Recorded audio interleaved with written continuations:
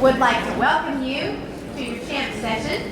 We're so glad to welcome you to 259. Some of you met Renee this morning in your instructional protocol session, and some of you met me this morning in your instructional protocol session. Let's make sure you know us both. My name is Lisa Stinson. I'm a lead coach, and I am thrilled to welcome you here. This is year 30 for me in the profession. Many in 259, a few in another district. I've taught K through 5, and I am glad to see you today. And my partner is? I am Renee Hopper, and I am also a lead coach, and with the privilege of being on the same team as Lisa. And this is my 22nd year in education, my 15th year in Wichita. And I've taught 3rd, 4th grade, 1st grade, and had a little stint in PE, so for a year, and that's about it. Very good. So let us begin right away with a grounding activity designed to give you a little bit of a pathway into our topic for today, which is to do a quick write. Your job is to consider who was your favorite teacher when you yourself were a student in school. Your job is to consider that, and then you can name that person on your quick write. You can use the front of your packet. You can use anything you want, but about 60 seconds to write about who that teacher was and what characteristics or qualities made that teacher stand out to you. So, like we talked about earlier, CHAMPS is something that is ingrained in our whole district, elementary through middle school, and we use them for our own professional development as well. Our conversation level in this room will be a voice level 0 when the facilitator or others are speaking, and a voice level 1, which is kind of like a quiet talk with your shoulder partner, and a level 2 when you're speaking out. If you need help, you can flag one of us down, or if you see anyone else in a teal shirt, or you can raise your hand, or you can write down your question and we'll answer it later. Our activity is a proactive approach to classroom management. Movement, participate in the activities. We're going to be in here for a little bit, but take care of your own needs. If you could use your electronics to enhance your learning experience, not to detract, that would be excellent. And success is success for all USD 259 students in both academics and behavior. So our objectives today, as you guys are kind of quietly putting those out to the side, is that we're going to do this activity called close. So if you look at the screen, anything that's bolded and underlined, you're going to say with Lisa. Everything else I will say. So today, we will learn about the variables of Stoic. We will understand the importance of Classroom rules. and we will become familiar with CHAMPS achieve. And our literacy objectives tell us about how we will do those things. And so, same thing, you read what is bolded. We will begin writing a classroom management and discipline plan. We will also write rules and expectations using CHAMPS. Not achieve, because achieve is high school. It is the same idea, only the high school application. We're going to focus on CHAMPS today. And so we begin with a document that's inside your packet. You will find the USD 259 Behavior Protocol. Now, you learned about the instructional protocol this morning. This is the Behavior Protocol.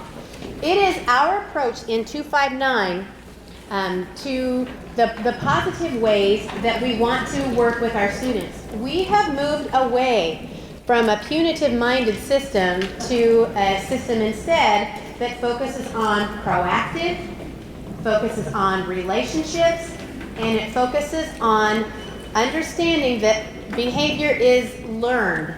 And so who are we? Well, we are teachers. And what do? We help our students learn. They will learn behavior from us. And so this document tells you how that will all look. The front side tells us that for core behavior, for what we do for everyone, the approach we're guaranteeing everyone includes the variables of Stoic.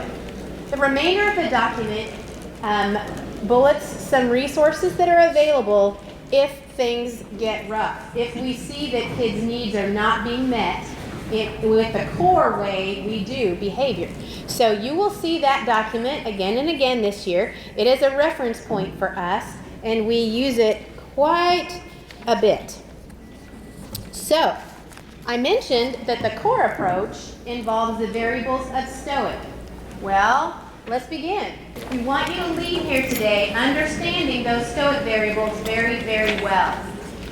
Our district has partnered with an organization called Safe and Civil Schools, and in doing so, we learned that really working with behavior in your students is a good faith experiment. Every experiment has variables. There are many variables involved in student behavior over which we do not have control. Yes? Yes. But there are 5 variables over which we do have control. And those 5 variables are listed there on your note-taking sheet, and we want to be sure that you understand them very, very well. It is a good faith experiment because we tweak and work with those variables depending on what our students show us that they need. Let us begin with the S, which stands for what? Structure. Oh, structure. We need it. And it tends to be true that the more risk factors you have with your students, the higher structure you need. We must keep in mind that structuring is not mean, and it is not harsh, and it is not punitive. In fact, Randy Sprick calls it orchestrated care. Structure, orchestrated care. So under S for structure, one of the things is an attention signal. So this morning we used one. We're going to use the same one today, which is, may I have your attention, please? When our hands go up, your hands will go up. And if this works, and that way if someone has their back to us, they can go ahead and they can see others and know that it's time to quiet down. A good attention signal should be able to quiet down a crowd within 5 seconds. It also should be able to be used anywhere, whether you're on a school bus or on the playground. So you want to be able to have something that is universal, that will travel with you and your students wherever you go. So that is one component. Another is having about 5 positively stated rules. Another is having CHAMPS expectations. CHAMPS is expected. If you've student taught in Wichita, I'm sure you've seen that.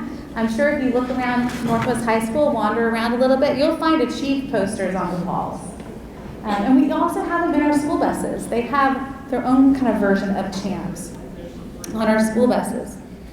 Your lesson plan is a version of structure, right? Having a well thought out lesson plan is putting structure into your day, which also helps your students. Active engagement strategies is another example of structure. Having a room that's arranged so that you can quickly get to every student quickly if you need to, in case you need to use proximity, right? As a deterrent of behavior. Guidelines for success. So every building has guidelines for success. So one of your homework jobs is going to be to find out what are your building's guidelines for success.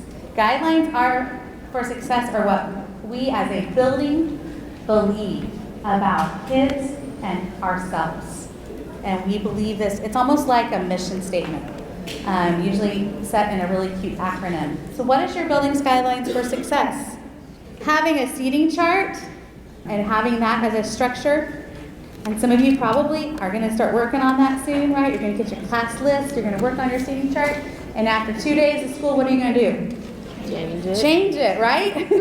Because you get to know your kids. So, but having a seating chart is important, and then having daily routines. So those are all examples of structure. So we put structure in our presentations. We put structure in having an attention signal, and we have a lesson plan. So it works with adults too. So structure is the first component that we can manipulate to change student behavior. Next up then, we have the idea of teaching expectations. We are going to not only have expectations, but we're going to teach them explicitly. When we teach our students academic things, which is what we're here to do, there are certain approaches we use to teach them academic things, right? Well, we can use those same approaches when we go to teach behavior things. We want to understand the difference between teaching and telling. Just because I tell you a rule doesn't mean I have taught you that rule, okay? So, when we are teaching our rules and our expectations, we might use any of the things you see on my screen. We're going to model it. We're going to show what it looks like. We're going to ask students to model it and show what it looks like. We're going to role play it. Every now and then, you want to give students a chance to see what it doesn't look like, and I'm getting to my next one, examples and non-examples.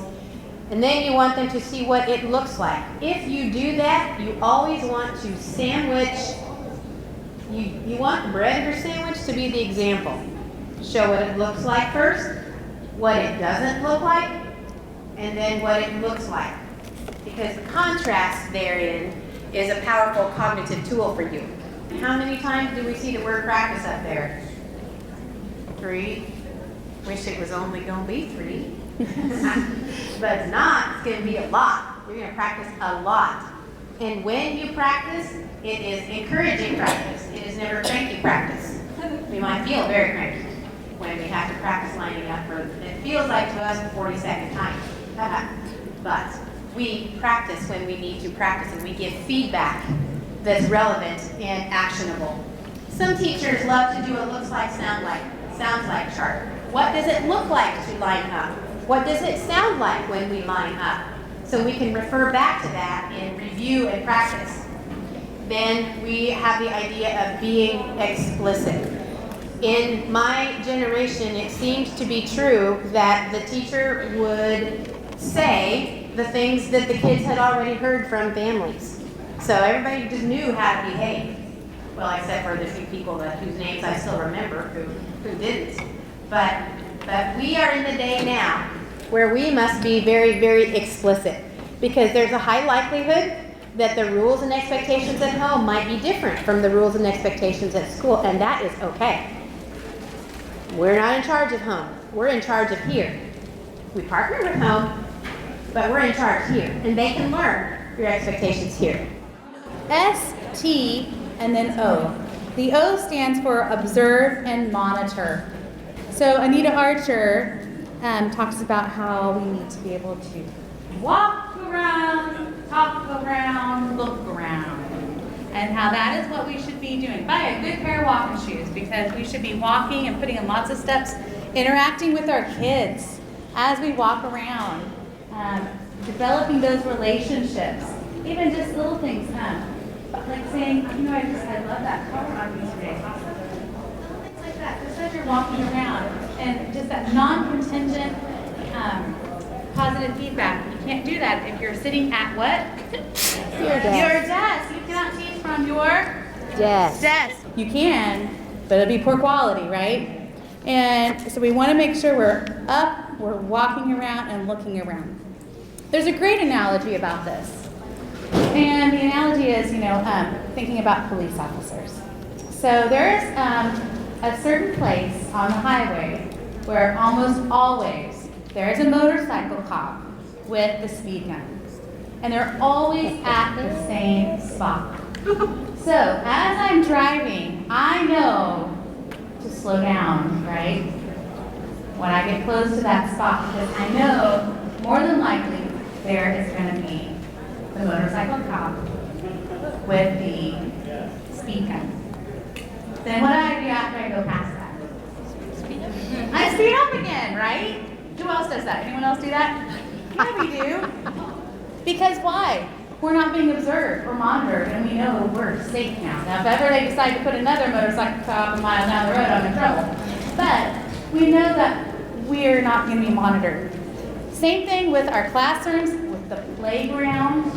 If I'm always standing in the same spot talking to my teacher partner, things are going to happen in other places, right? That I don't know what's going on. So we want to make sure we're walking around, we're monitoring, and we're observing as we are thinking about our students, and just making sure that we keep them on their toes. They don't know what to expect. They don't know when we might be there, right? So we want to make sure that that's something that we are doing, is we are monitoring and observing our students. Because what is that line Randy Sprigg says? What is inspected? What is expected? What is it? What is inspected is expected. Yeah, so what is expected needs to be inspected, There or you go. something like that. Something like So if we say we expect this of you, these are my expectations, then we need to inspect to see that that is actually happening. So let's review before we go on. S stands for structure for success. Thank you. T stands for thank you. O stands for Observe and monitor. good. Now let's roll with the I, which is interact positively. I want you to put a big fat star by your interact positively bullet there. A big fat star, because this is the biggest bang for your buck. We, of course, need all 5 variables in the right combination for things to go great. And so often, if you figure out things are not going great, this particular variable might be a good place for you to spend some time thinking about and tweaking. It is true because we know that human beings we are verbal and we are nonverbal. And we get all kinds of messages otherwise. Renee mentioned the word contingent and non-contingent. Well, everyone needs both kinds of attention. Contingent attention is based on something you have done. I gave my group some contingent attention this morning because they participated so professionally in the teacher panel. Their conversations were fabulous, and I mentioned that to them. Non-contingent, by contrast, would be attention given like Renee just modeled, just because of something else, not because you have done anything, but because you are a human being in my care for right now. Because you're a human being and you have value, dignity, and worth, I'm going to pay attention to you. I'm going to notice when you have new glasses. I'm going to notice your shoes. I'm going to notice your smile. I'm going to notice things about you that are not necessarily things that you have chosen to do, right? Contingent and non-contingent.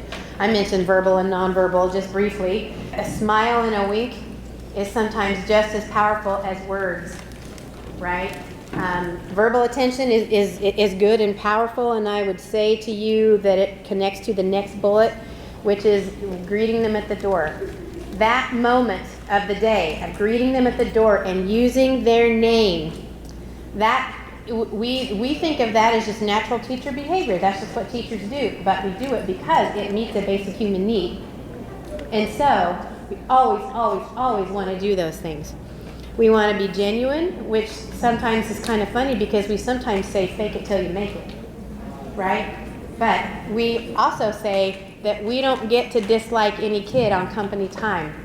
There will be kids that you struggle to relate with. That's just human. That's going to happen. But that kid that you struggle to relate with is still someone's son or daughter.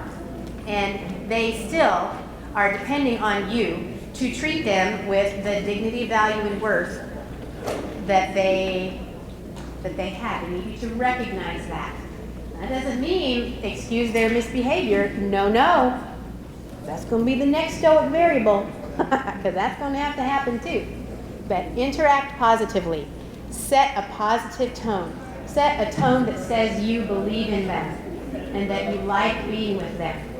And what's funny about that is that when you have to make yourself do that, when the behavior has to be, you have to be intentional about the behavior, the heart often follows.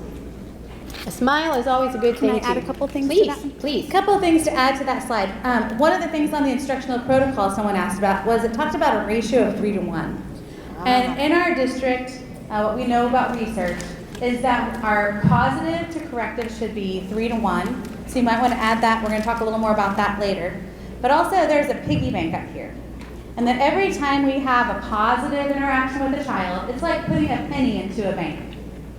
And as we put those pennies into the bank, we had a great day, right? Well, guess what? Every child is a child, and someone's going to mess up, and they're going to have to be corrected, and we're going to have to make a withdrawal.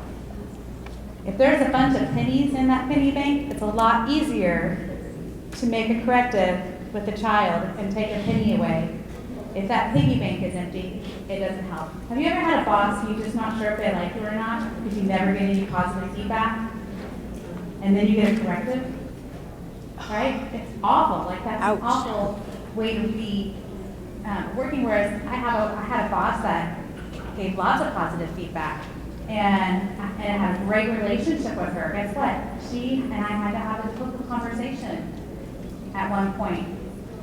And it wasn't that hard because I knew she liked me. Or at least if she didn't, she gave me enough positives for me to think that. Same with kids. So we want to make sure we're filling up that piggy bank so then when we have to take out that money, we can.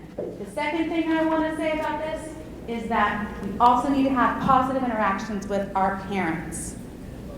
You will be meeting lots of parents. Some parents you might not meet, whether that's a positive phone call or just something positive about their child. And as a parent of kids in USD 259, I went to conferences one year and not one positive thing was said about my child. Make sure you're also doing that in conferences. But that's how we develop those relationships with our parents. And so those are just a couple little side notes. The last one is the C. C is correcting calmly, fluently, and consistently. So let's review again. S is Structure. T. Teach expectations. O. Observe and monitor. I. Interact positively. And C. Correct calmly, fluently, and consistently. Good. This is sometimes the hardest one, isn't it? So, when we correct it, we should correct it when we see it, not when we feel it. And we should try to be emotionless. I really like the idea of having a balcony view and kind of taking ourselves out of the situation when we correct the misbehavior. We also want to be fair by being consistent. If I consistently am correcting one student in my classroom, let's say I'm always correcting Stephanie because whenever I see her getting back in her chair, or tapping her pen, I'm like, Stephanie, let's go ahead and remember what's the rules. Let's stop doing that, right? But then Abby over here, she's back in her chair and I don't say anything. What's that communicating to Stephanie? That I like other people more and I don't treat people the same. So we want to be very consistent in our settings. The other thing is that it communicates when we're not consistent in correcting our rules is that it's actually okay to break the rules. So we want to make sure we're being consistent with those. And we also want to, there's also one, I like calling it a drive-by, where I can walk by and walk on back. There's no chance of that escalating, right? And it works really well. It's quiet, it's respectful. I'm not embarrassing a student. And that's another key point to this. Correcting with dignity. Nobody likes to be called out when they're doing something wrong. And you embarrass a child. For some children, guess what's going to happen? What? No, I ain't doing it. Because now they have to save face because you embarrassed them. You don't want to be embarrassed in a staff meeting because you're on your phone or something, right? So let's not do it to our kids. No, don't embarrass them. Correct them with dignity and respect, just like you would want to be treated. Mild consequences are consistently more effective in shaping behavior. So when we do give consequences, start with the most mild, simple ones. We don't need to bring out the shooting squad because somebody was playing with an eraser and broke it apart, right? Think about starting with the most mild consequences. We'll talk more about that too at a later time. But my favorite is Q-tip. And that's quit taking it personal. If you've done all the work around the I, the interacting positively, then it's not about you. And in fact, some people even take a little Q-tip and tape it to their computer to remind them to not take it personal. Take a deep breath and ask yourself, what is the function of this behavior? Why is this child doing this? Are they needing attention? Did they have a bad day at home? Dig a little deeper to find out the why instead of taking it personal and reacting. So C is really important. Correct calm, fluently, and consistently. And you know what? If you come into work and you're tired or you've had a rough day, it is okay to tell your kids that and to say, I need everyone to have a little patience with me today because I've had a rough morning. You know, they have rough mornings too. So it's okay if you feel like you're short on patience to talk to your kids about that. And I would just piggyback on that, Renee, and I would add, because what I was thinking was kind of exactly started with what you were just saying there, the idea that we are human, yes, and we have rough mornings sometimes, and we sometimes realize that there is a little one or two that are on our very last nerve, but here's the thing. We are called to do the almost superhuman thing, and that is to stay calm and emotionless when we need to correct. You will hear, if you have not heard already, you will hear a lot about some of the latest research on dealing with children who have been through trauma. And if you know anything about that at all, you know the way that has affected their brain such that they kind of live in fight, flight, or freeze. And when we get a cranky face or tone or body language, we add to their stress rather than being the dependable, calm adult that we want to be to help them work through it. And so, nobody is saying never correct these poor children. No, you've got to be an adult that they can count on. But you have to correct them calmly and consistently. There's where your power is. Your power is not in a great big noisy fuss of a voice or a very bad mean face. That's not where your power is. Your power is in your calm and in your resolve to believe in and invest in that child no matter what. And the question for you to consider is this. Which stoic variable or variables, now that you know those variables, which ones did you see that teacher doing? Specifically, which ones? Was that teacher really great at structure and that's why you remember him or her? How many of you said, this teacher was memorable to me because of his or her skill with structure? And raise them high. You can raise them high so we can look around the room. That's most likely because structure met a very important need for you. And that's good. And you remember it all these years later. Good. How many of you said you remembered this teacher because of his or her skill with teaching expectations? Some of you are kind of thinking, yeah, a little bit. Good. You recognize something that teacher did well in that. What about observe and monitor? Anybody aware of that? Okay, a few people were aware that their teachers observed and monitored. What about I, interact positively? Look around the room. What does this tell you? Relationships are important. Sing it, sister. Good. The relationship factor cannot ever be understated. It is huge. It's part of the conditions for learning in the middle of the instruction protocol. But bigger than that, it is a basic human need. And it will be most likely such that in another however many years, when the students you will teach this year are asked about their teachers that they remember, maybe they'll remember you for the same reason. That would be cool. What about C? What about correcting calmly? Did anyone? Okay. Often those of us that remember our teacher for that, we've had many opportunities to experience that.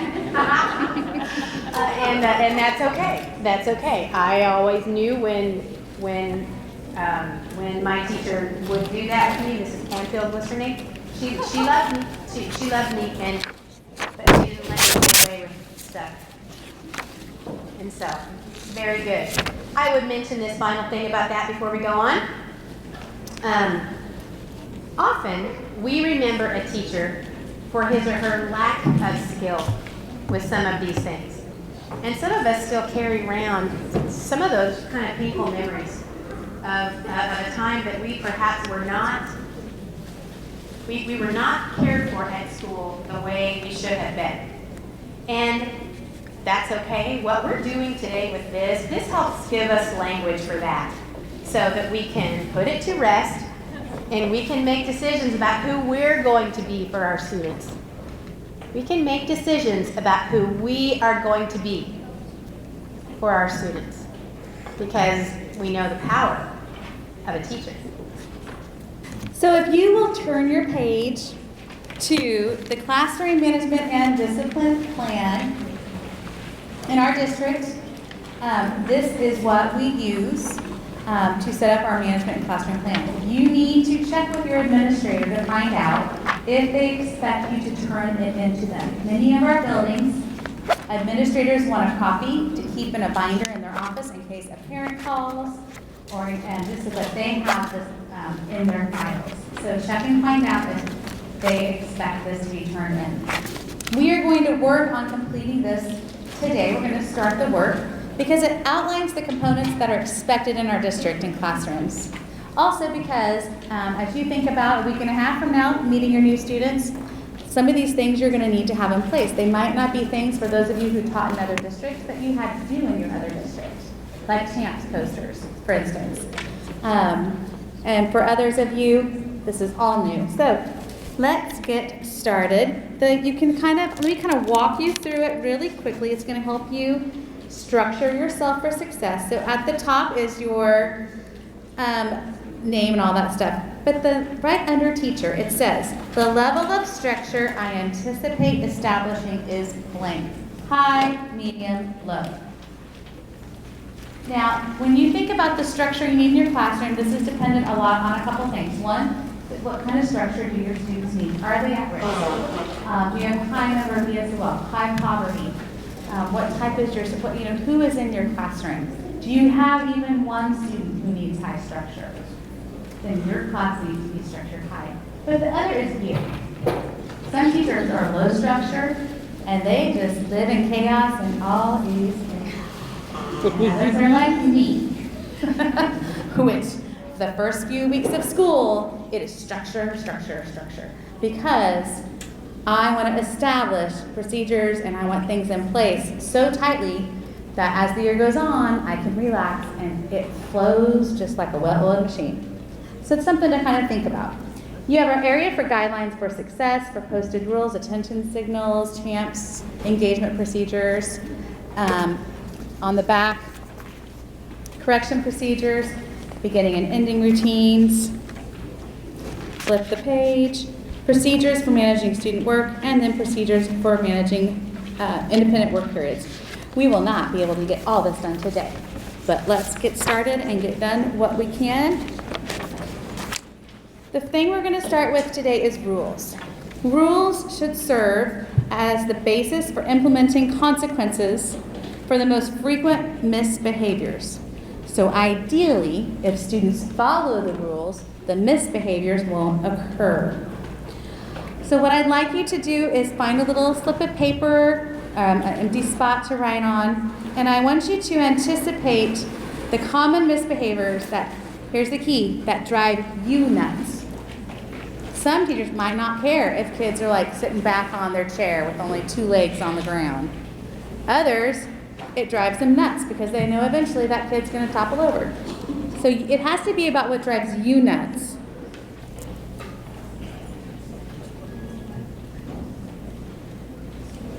So a couple things about rules. Lisa has an example of some. One thing about rules is that less is more.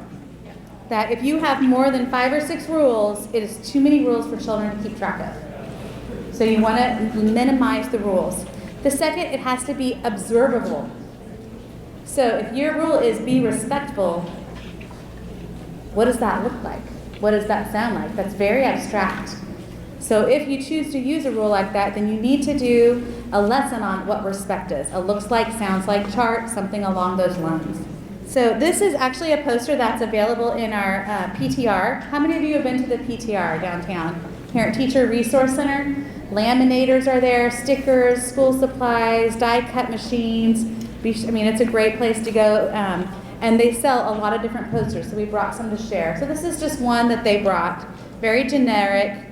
Arrive on time with all of your things in place. That's an example of one. For my class, it would be raise your hand if you want to speak out, right? Because we don't want to blur it out, those sorts of things. So when we think about rules, here are kind of the specifications. One, please read the underline with me. They should be Stated positively. So you're going to want to think, if you don't want them to blur it out, the best way to do is think, what's the replacement behavior? What do I want them to do? And maybe state it that way. So instead of saying, don't blur it out, raise your hand if it's time to speak or if you need help, right? And they should be what? Specific and refer to Observable. behaviors, just like we talked about with the respect. We want to be very specific. They should be Posted. in a physical location.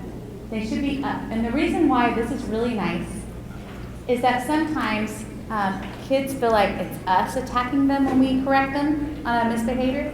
But I think if it's posted, I don't even have to say anything. I can just go up and go, Joel, number 3. Give a little wink, walk away. I have another location where it's at. And that also helps from behaviors escalating. It's also helpful for me, just to remind me to be consistent, right, with the rules that I've chosen. It must be applicable throughout the entire class period. So it needs to be something that blurting out, it may, it's the whole class period. I was trying to think of a good example of one that, do you have one that is a good example, Lisa? Yeah, I'm thinking about how I was, you have mentioned the idea of raise your hand before you talk. For years, I had that rule in my room, raise your hand before you talk. That was a very basic teacher rule when I started. Everybody had that rule, and everybody understood it. But when we started to learn about the importance of interaction from student to student, there were some times that I wanted them to have a conversation about something. When they were supposed to be talking with their partner, I didn't want them to raise their hand to their partner before they talked, right? And so I learned to cover those things in my CHAMPS expectations for like partner time. And so I still didn't want them to blurt out. And when it was, when it was whole group instruction time, Right. I definitely didn't want them blurting out. I'll tell you about a student named Nick sometime. But, but that's what comes to mind. So maybe a rule would be don't raise your hand during whole group instruction. Might Sure. be an example Sure. of that. And then plan to teach your rules using positive and Negative. examples. So looks like, doesn't look like. Give some examples of what it looks like and what it doesn't look like. So that's very clear. Those are great things to do the first week of school. Make an anchor chart, put it up in your room so everybody can see this is what it looks like and what it doesn't look like. The kids know. They do, don't they? They've been in class enough that they know. So when we talk about specific and refers to observable behaviors, here are some examples. Arrive on time, keep your hands, feet, and objects to yourself, listen when the teacher is talking, and here are some non-examples. Always do your best. Why is that not a rule? Well, it's kind of subjective, right? Because some days I might be on my best, some days it might not be. And how do I know as the teacher that you're doing your best? So, yeah. I was going to say, is kindness too bad? You would have to talk about what does that look like, sound like. Yeah. She was asking about kindness. It's kind of like respect. You just define it, make sure they know what it looks like and sounds like. Keep your teacher happy. Seriously?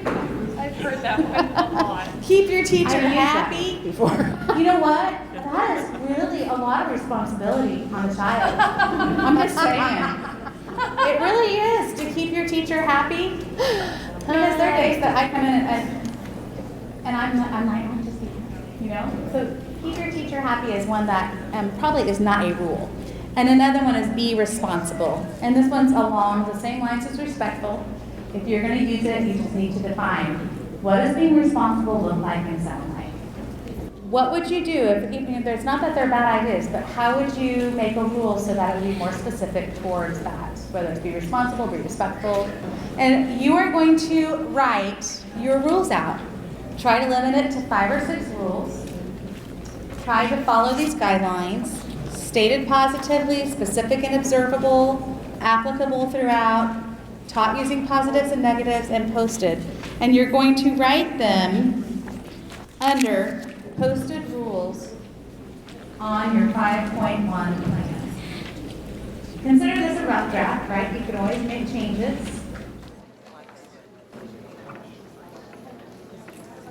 One thing about rules is that you may find that some years, some of the rules you really didn't even need because of a certain group of kids that you had, and others you may have to change and adjust your rules. But the one thing to think about is how are you going to teach your rules? So what is your plan for teaching the rules to your students? Whether you make an anchor chart, do role playing, but that STOIC, we want to make sure we're thinking about that T should be pretty big on our mind the first few weeks of school. And so that takes us to the idea of champs.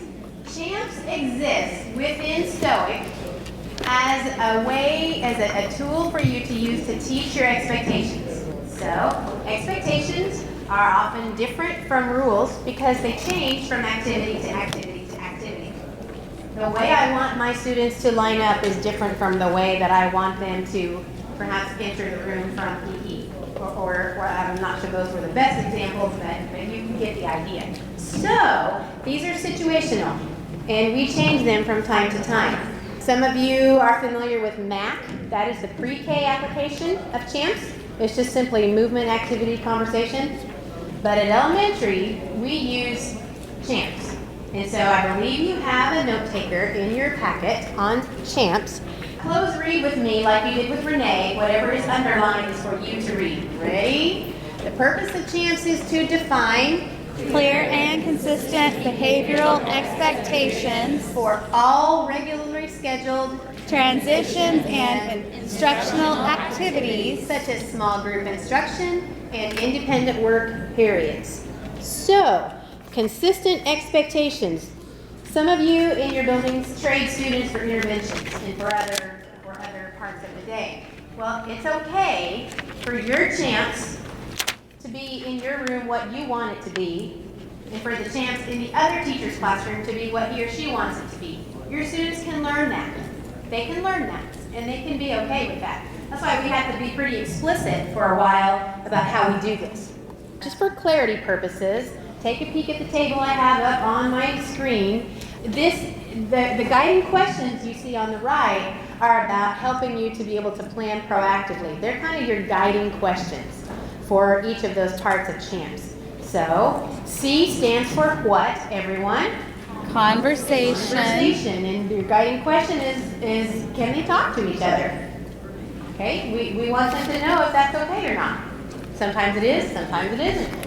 But it needs to be the same every time. H stands for what? Help.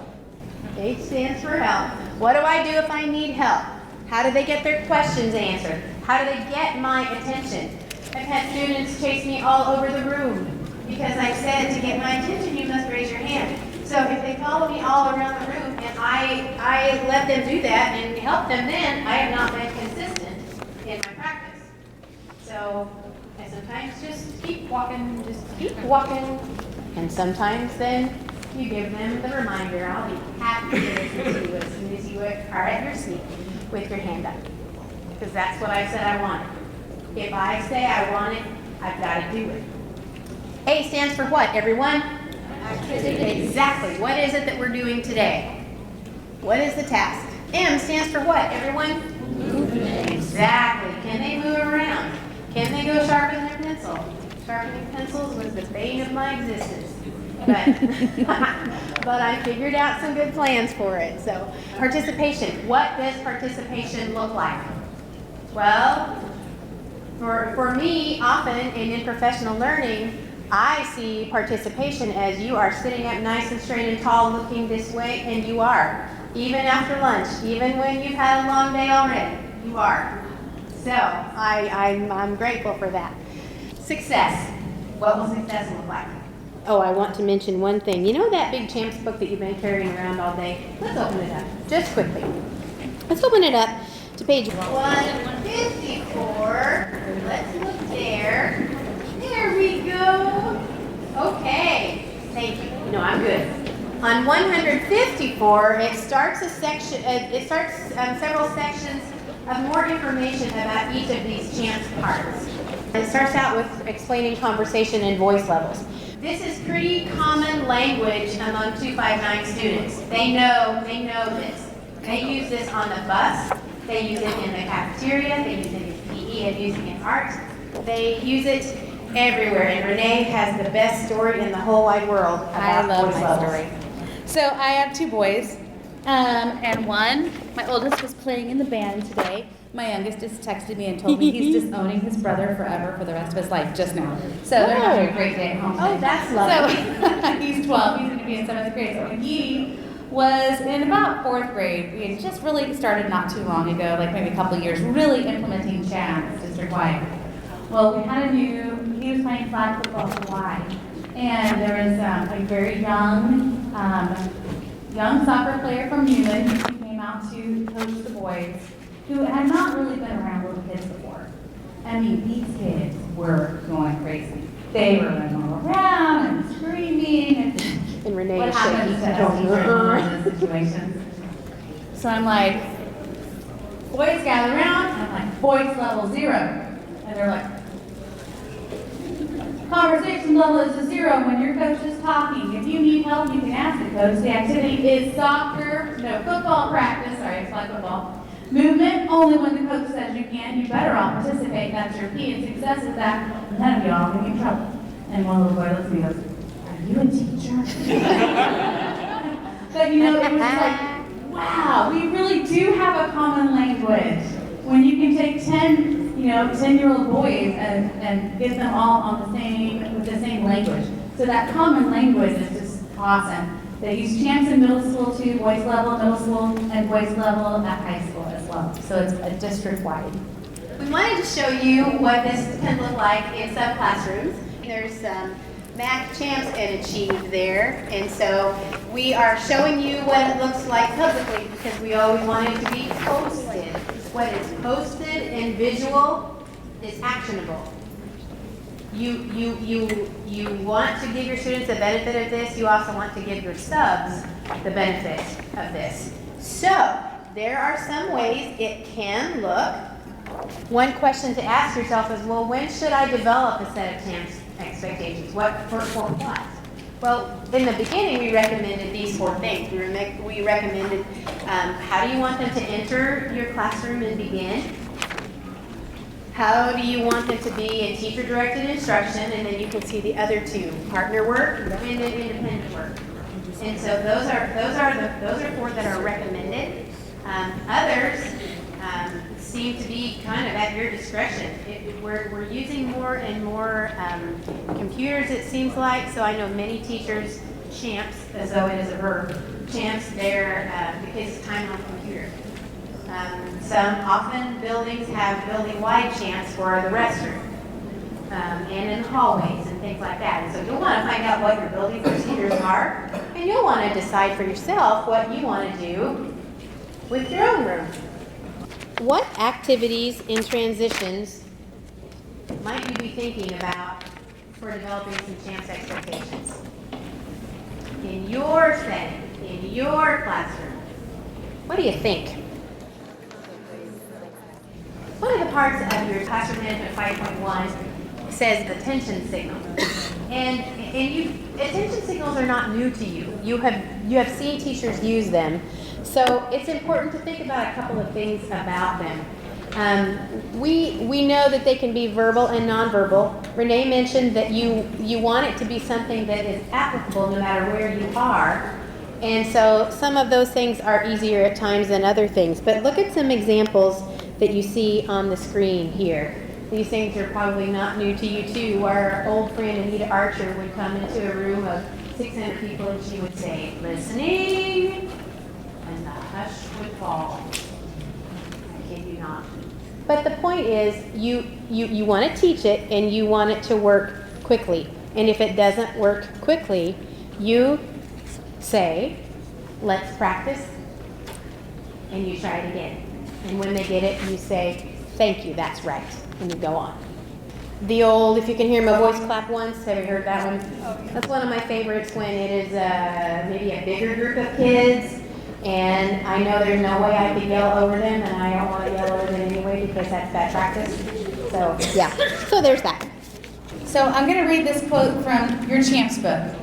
If your students have many high-risk factors and need a high-structured management plan, it will probably be essential for you to use intermittent rewards regularly, along with non-contingent attention and positive feedback.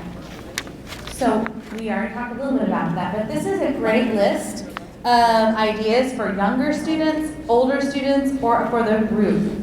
And they're things that don't cost any money. One of my favorites, I heard someone do it, they do a stinky feet party, where the kids get to take off their shoes in the classroom. So you have to be something you are agreeing to do as well. But these are just a list of some ideas to do some celebrations and add energy to your day. So that's a resource for you. Our closing thought today: teachers can help every student exhibit behaviors that will make that student feel like a champion.